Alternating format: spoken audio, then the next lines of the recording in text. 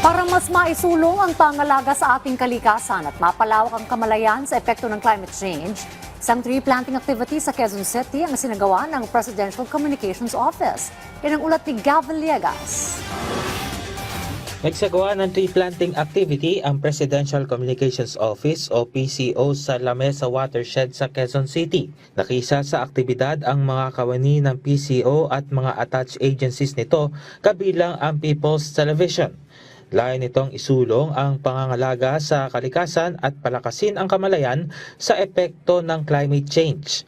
Kabuang 250 Nara seedlings ang itinanim kasabay ng plastic retrieval activity sa loob ng watershed. Ayon kay PCO Assistant Secretary Rowena Kyoge, layunin ng inisyatiba na hikayatin ang publiko na makibahagi sa mga gawaing pangkalikasan hindi lamang sa isang lugar kundi sa buong bansa.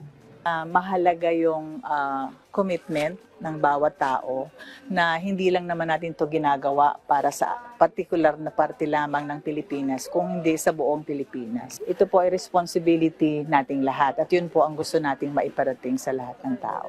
Plano rin ng PCO na isama sa mga seminar sa mga paaralan ang kahalagahan ng pangangalaga sa kalikasan upang mas mapalawak pa ang kampanya. Ayon naman kay DNR-NCR Regional Director Nilo Tamoria, dapat maging bahagi ng pang-araw-araw na pamumuhay ng bawat Pilipino ang pangangalaga sa mga kagubatan at kalikasan. Unang-una ay isang bahagi lamang.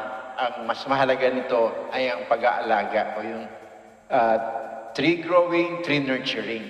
Tree planting, tree growing, tree nurturing. Huling nagsagawa ang PCO ng tree planting activity sa Lamesa Watershed noong 2023, habang noong nakaraang taon ay nagsagawa rin ito ng katulad na aktibidad sa San Jose del Monte, Bulacan.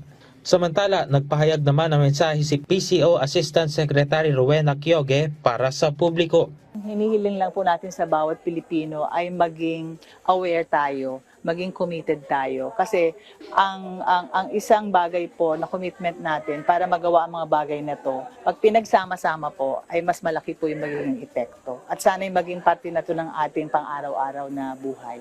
Gab Humilde Villegas, para sa Bayan.